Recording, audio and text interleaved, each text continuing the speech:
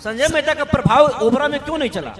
संजय मेहता समय क्यों नहीं चला? संजय मेहता समय समय पर माननीय सम्राट जी के निर्देश पर ओबरा हमेशा, ओबरा या औरंगाबाद के जो तीन विधानसभा है जो काराकाट में पड़ता है, हमेशा आया करता था। क्योंकि मैं वहां लोकसभा प्रभारी था, मेरे जेब में भी सुरेश राम को जिताने की जिम्मेवारी थी सासाराम में। सब विधायक जो ऋषि कुमार हैं वो बोल रहे हैं कि ओबरा में जो भी विकास हुआ है हम किए हैं, हमने तो विकास की गंगा बहा दिया है। एनडीए के नेता तो सिर्फ हवाबाजी करते हैं।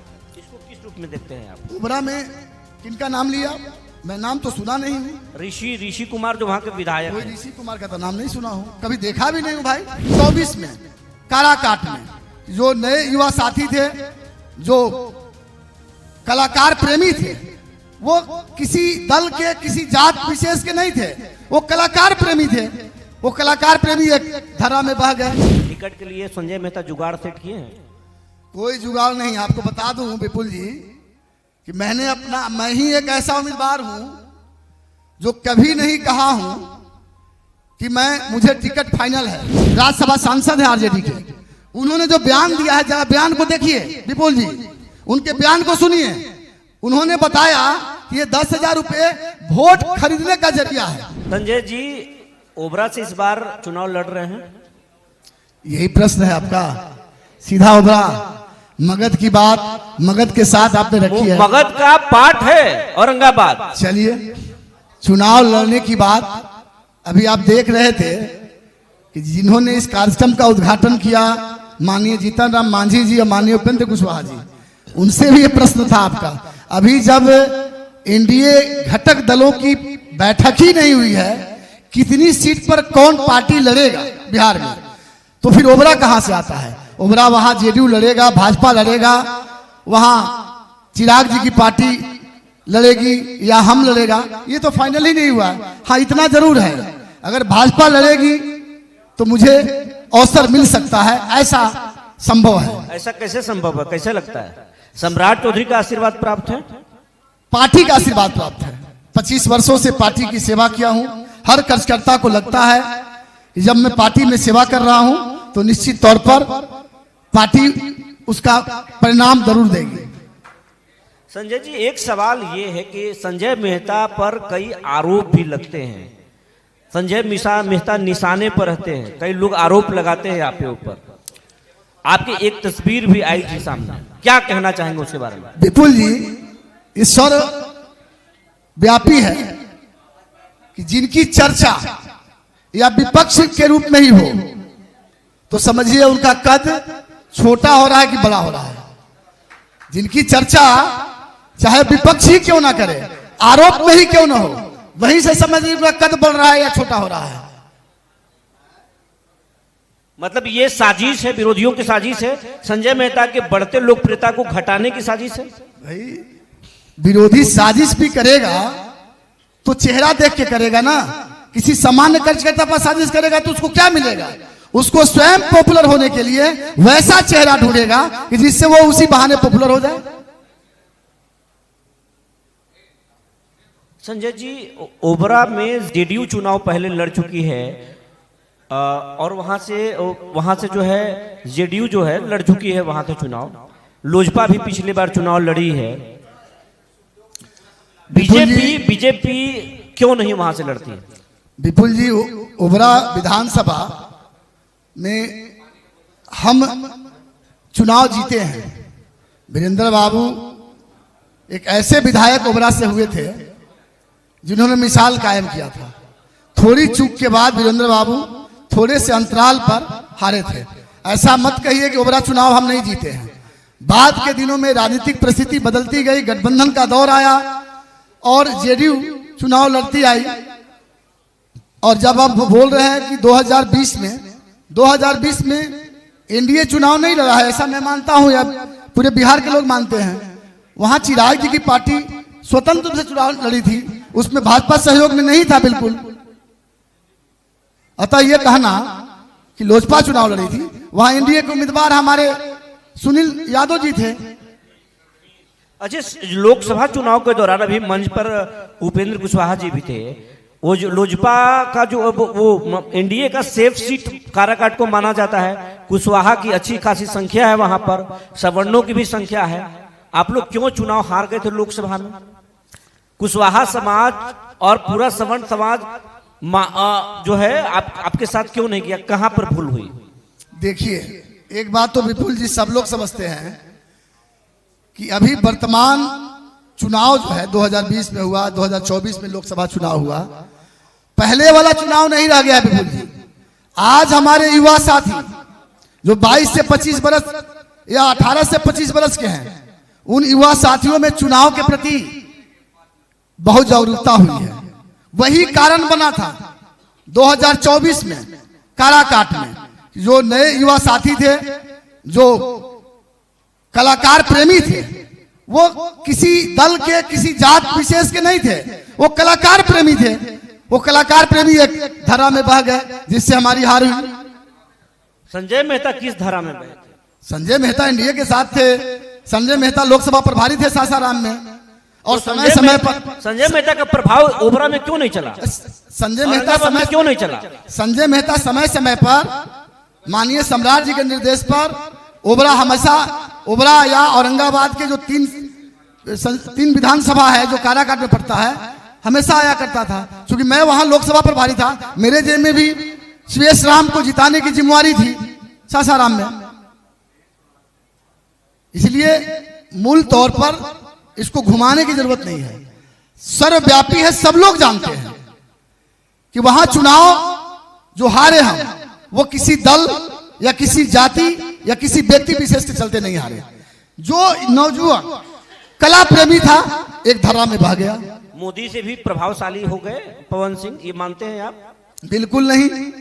आप जरा सूरा हवाई अड्डे पर जो कार्यक्रम हुआ था, तो आप तो बोल रहे हैं ना, आप तो बोल रहे हैं कि कला प्रेमी के हवा में बह गए। तो मोदी भी आए थे, अमित शाह भी आए थे उस कार्यक्रम काराकाट चुनाव में, तो सब फेल कर गए। सम्राट जी भी आए थे, सारे लोग फेल कर गए, पवन सिंह पास हो गए थे।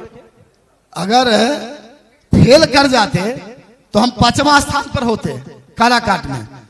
दूसरा स्थान पर किसके बदल रहे? वहां की जो काराकाट की जो जनता है, सामान्य जनता जो वोटर है, उसी के आधार पर तो रहे। कोई दूसरे जिला से आके वहां वोट नहीं किया जो हम सेकंड रह गए। इसलिए ये मानना, उसको घुमाकर बात मत कीजिए। इसमें जो कला प्रेमी होते हैं, जो 18 से 22 वर्ष के जो आयु वाले साथी हैं, वो बहुत कुछ नहीं समझते हैं, वो एक धर्रे में बह गए। उनको भी अब लगता है कुशवाहा का सबसे बड़ा नेता किसको आप मानते हैं? सम्राट चौधरी, उपेंद्र कुशवाहा, या फिर जो आरजेडी में कुछ नेता है अभय कुशवाहा हैं, या फिर जो एक मिनिस्टर थे वो किसको आप मानते हैं? देखिए, सम्राट चौधरी जी बिहार के डिप्टी सीएम है, यशस्वी डिप्टी सीएम है। उपेंद्र कुशवाहा जी केंद्र की राजनीति में हैं और एक सम्मानित नेता है। संजय मेहता किसके ज्यादा नजदीक है? नजदीक दोनों के आप देख भी रहे होंगे, हम दोनों नेता का सम्मान करते हैं। अंदर अंदर किसका सम्मान करते हैं? अंदर बाहर क्या होता है भाई, ये समझ में नहीं आता है।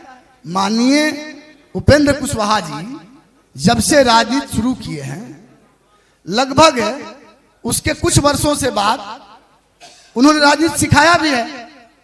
बाद में माननीय सम्राट चौधरी जी हमारी पार्टी में आए, लगभग 17 में पार्टी में आए। तो स्वाभाविक रूप से जब हमारे पार्टी में जब आए और जो उनका क्रियाकलाप रहा, हम सभी बिहार भर के नौजवान साथियों के प्रति या भारतीय जनता पार्टी कार्यकर्ता के प्रति, तो उनसे लगाव बढ़ना स्वाभाविक रहा। ओबरा विधायक जो ऋषि कुमार हैं, वो बोल रहे हैं कि ओबरा में जो भी विकास हुआ है हम किए हैं, हमने तो विकास की गंगा बहा दिया है। एनडीए के नेता तो सिर्फ हवाबाजी करते हैं। इसको किस रूप में देखते हैं आप? ओबरा में किनका नाम लिया? मैं नाम तो सुना नहीं हूँ। ऋषि कुमार जो वहां के विधायक हैं। ऋषि कुमार का तो नाम नहीं सुना हूँ, कभी देखा भी नहीं हूँ भाई। और मैं ही नहीं कह रहा हूँ, वहां के हजारों लोग कहेंगे कौन ऋषि कुमार। वहां के लोग कहते हैं कि 2020 में ओबरा में चुनाव हुआ था कि नहीं, उन्हें यह भी नहीं मालूम है। ऑन द कैमरे माइक से बोल रहा हूँ, कौन ऋषि कुमार मैं नहीं जानता हूँ। आप वहां के विधायक ऋषि कुमार को नहीं देखे हैं? हम नहीं जानते हैं भैया, जानते तक नहीं है, देखे भी एक ऋषि कुमार वो थे जो विरासत में आए थे, दूसरे जगह से अभी सोर्स। अभी तो एक चौपाल में आप विधायक के साथ बैठे थे, नाम तो बोला गया होगा ऋषि कुमार का। उस दिन भी नहीं समझ में आया लोगों को, बहुत लोग बैठे थे, उस चौपाल का वीडियो देखिए, और उनसे प्रश्न जब उनका नाम परिचय दे करके आप जैसे जो पत्रकार थे प्रश्न पूछ रहे थे, उन्होंने जब बताया तो वहां देख पाएगी यही हमारे विधायक है। मतलब नहीं आते हैं, बिल्कुल नहीं जानते हैं। वो रहते तब तो जानते, वो आते ही नहीं है, कैसे जानेंगे? ये आप फिर कैसे जान रहे हैं कि वो आते नहीं है? नहीं, मैं तो एक पार्टी का कार्यकर्ता हूं, हो सकता है मेरी बात अच्छी ना लगे, वहां के लोगों से पूछिए, गांव में जाइए पूछिए, तो 100 लोग से पूछिएगा तो 5 लोग बताएगा कि जानते हैं, 95 नहीं बताएगा। इसका मतलब क्या है? गोवा रहते हैं, वो नहीं रहते हैं क्षेत्र में। ओबरा के सबसे अच्छा विधायक अब तक किसको आप माने? वीरेंद्र बाबू को। वीरेंद्र बाबू बेहतर विधायक रहे हैं। कौन? जो आरजेडी से जीते थे? नहीं, बीजेपी से जीते थे, आज इस दुनिया में नहीं है, श्रद्धेय हो गए हैं। श्रद्धेय वीरेंद्र बाबू कोइलवा निवासी, वो बेहतर विधायक थे। ओबरा के विकास में सबसे ज्यादा योगदान किसका रहा, किसका मानते हैं आप? ओबरा के विकास में जनप्रतिनिधि जो जीतते आए हैं विधायक, उनका तो बिल्कुल नहीं है। हाँ, इतना जरूर है कि जिले में एनडीए के जो नेता जैसे एमएलसी राजन बाबू रहे, दिलीप जी हैं, या ओबरा के जो एनडीए के कार्यकर्ता हैं जो पटना आते जाते रहते हैं, माननीय मंत्री लोगों से मिलते जुलते रहते हैं, उनके कारण विकास हुआ है। बहुत सी सड़कें, ये बात आपको आश्चर्य लगेगा, भाई साहब जितने बैठे उनको भी लगेगा, क्योंकि विधायक की अनुशंसा के बिना नहीं होता है। बहुत सी सड़कें ऐसा गिनाऊंगा जो हम सभी कार्यकर्ता के बलौत हुआ है, इसको आपको सत्य मानना पड़ेगा, प्रमाण के साथ बोलूंगा। जबकि विधायक की अनुशंसा के बिना सड़क पास नहीं होता है, लेकिन हुआ है। प्रकाश चंद्रा को किस रूप में देखते हैं आप? प्रकाश चंद्रा एक समाज सेवी है, समाज सेवी है प्रकाश चंद्रा, उद्योगपति के साथ साथ समाज सेवी है।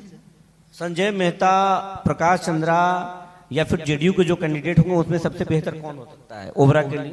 वो तो तय करेगा केंद्रीय नेतृत्व, वो हमारे आपके बस की बात नहीं है। केंद्रीय नेतृत्व तय करेगा। केंद्रीय नेतृत्व को लगेगा कि फलाना व्यक्ति सबसे सही है, उसका समर्थन मेरा रहेगा, बिल्कुल समर्थन रहेगा। टिकट के लिए संजय मेहता जुगाड़ सेट किए हैं? कोई जुगाड़ नहीं। आपको बता दूं विपुल जी कि मैं ही एक ऐसा उम्मीदवार हूं जो कभी नहीं कहा हूं कि मुझे टिकट फाइनल है। आप ओबरा में चाहे एनडीए के जितने भी उम्मीदवार घोषित हैं, अपने आप को कहते हैं कि मैं भी चुनाव लड़ूंगा, चुनाव लड़ने का दावा पेश करते हैं, या फिर महागठबंधन के जो साथी हैं जो चुनाव लड़ने का दावा पेश करते हैं, सबसे पूछिएगा तो बोलेंगे कि मेरा फाइनल है, मेरा फाइनल है। सिंगल संजय मेहता जो ये कहता है कि गठबंधन की राजनीति है, इसमें क्या हो सकता है ये बताना संभव नहीं है जब तक केंद्रीय नेतृत्व नहीं क्लियर करे। इसलिए ये बोलना उचित नहीं है। औरंगाबाद के जो वर्तमान सांसद है अभय कुशवाहा और जो पूर्व सांसद है सुशील कुमार सिंह, दोनों में बेहतर किसको आप मानते हैं? भाई बेहतर तो मानते हैं अभय जी को, कलाकार हैं वो, उतना बढ़िया कलाकार। कौन? किसको? किसके बारे में? अभय जी को बेहतर मानता हूं। उतना बड़ा कलाकार मैं चुनाव के दिनों में भी बोला था, माननीय सम्राट जी के मंच पर चिराग जी थे कि अभय कुशवाहा इतना बड़ा कलाकार शायद बिहार में जितने भी एमपीज हैं उनमें नहीं है कोई। तो वैसे कलाकार को मैं सैल्यूट करता हूं, लेकिन जनता त्राह है। किस तरह के कलाकार हैं वो? कलाकार आपके यहाँ औरंगाबाद में सीमेंट फैक्ट्री है ना विपुल जी, कलाकारी वहीं से शुरू हुआ है। अब ज्यादा नहीं पूछिएगा, अब ज्यादा नहीं पूछिएगा विपुल जी। और भी कलाकारी है, और भी कलाकारी है, वो कलाकार है। आगे पूछिए। अभय कुशवाहा से बात होती है? बात कहीं अगर मंच पर मिल गया, जैसे अभी एक अमृत भारत ट्रेन का ठहराव अनुराधा रोड पर हुआ, श्रेय लेने की होड़ थी। हम ठहरे एक छोटा सा कार्यकर्ता, लेकिन दिल्ली उल्ली जाते रहते हैं, केंद्रीय मंत्री से मिलते रहते हैं, और एक हमारे बहुत अच्छे सुशील जी, पूर्व सांसद सुशील जी को किस रूप में देखते हैं आप? सुशील जी जमीन से जुड़ा हुआ एमपी रहे हैं और आज भी दरबार लगता है सुशील जी का, और वो दरबार में मैं देखा हूं एनडीए के कार्यकर्ता नहीं, महागठबंधन कार्यकर्ता भी आते हैं, उनका भी काम करते हैं। ये खासियत है। राजा राम को किस तरह के सांसद मानते हैं? राजा राम जी एक पढ़े लिखे सांसद हैं,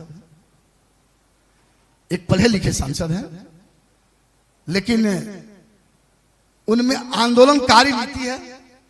जब आप सांसद बन गए तो आप सत्ता में आप हैं, आप में पावर है उस पार्लियामेंट में कुछ करने का। आप जाते हैं, आपके यहां 2-2 एनटीपीसी है, एनटीपीसी है 2-2, आप जाते हैं वहां भी आंदोलन शुरू करते हैं। आपको अपना हक लेना चाहिए। जब महाबली जी थे, जब माननीय उपेंद्र कुशवाहा जी थे, उस समय ऐसा नहीं होता था। तो आप पढ़े लिखे सांसद हैं, विद्वान हैं, आप नीतीश जी के साथ ही पढ़े हैं। अंतिम सवाल, इसका संक्षिप्त उत्तर जानना चाहेंगे कि आपने अभी अभय कुशवाहा को कलाकार कहा, लोग कहते हैं कि संजय मेहता भी कलाकार है। कलाकार सबसे पटता है उनको, हर आदमी से दोस्ती है। कलाकार तो मैं हूं, कलाकार अगर नहीं रहता तो जो बातें आपने इंडिकेट किया वो नहीं होता। आपने देखा है कोरोना काल में, और शायद आपने ही हमें बताया था जब हम औरंगाबाद के जिलाध्यक्ष रहे थे, तो उसी समय कोरोना काल आया और आपने पूरे जिला में हमें उस मतलब वैश्विक महामारी में जो घर से कोई नहीं निकलता था, आप हमें सदर अस्पताल से लेकर के जिले के तमाम अस्पताल में, तमाम थानों में, तमाम ब्लॉक में, तमाम जो उस समय जो कर्मचारी काम कर रहे थे, आपने हमें सैनिटाइजर, मास्क और साबुन लेकर के हमको दौड़ने के लिए कहा। मैं दौड़ा 70 जगहों पर, जिले के 70 जगहों पर मैंने मास्क बनवाया ग्रामीण महिलाओं के सहयोग से। ये कलाकारी है, वो कलाकारी आप ही सिखाए हैं, क्योंकि अच्छे मित्र आप हैं। मौका मिला तो आप ओबरा के लिए क्या करना चाहेंगे? देखिए, अभी तो कल एक लाइव आए थे हम, अभी पार्टी के लिए एक बड़ी बात है। 10,000 रुपए की घोषणा माननीय मुख्यमंत्री जी ने महिलाओं को देने के लिए किया है, और इस ओर माननीय सम्राट जी ने वित्त विभाग का पिटोरा खोल दिया, और माननीय सम्राट जी माननीय मुख्यमंत्री के निर्देशन में जो ये लागू किए हैं, उसमें एक समस्या आ रही है। हमारे विरोधी कर क्या रहे हैं? विपुल जी जरा सुनिए, हमारे विरोधी क्या कर रहे हैं?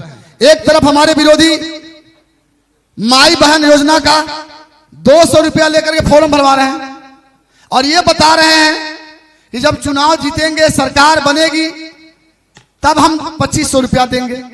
माननीय मुख्यमंत्री जी ने बिना कोई चुनावी घोषणा के पहले ही वो 10,000 रुपये देने का किया। अब इसमें क्या हो रहा है? अब विरोधी, चूंकि सीएम या जो जीविका दीदियां हैं, उसमें तो हर ख्यालात की हैं, हर विचारधारा की हैं, उसमें कोई हमारी सरकार भेदभाव नहीं करती है।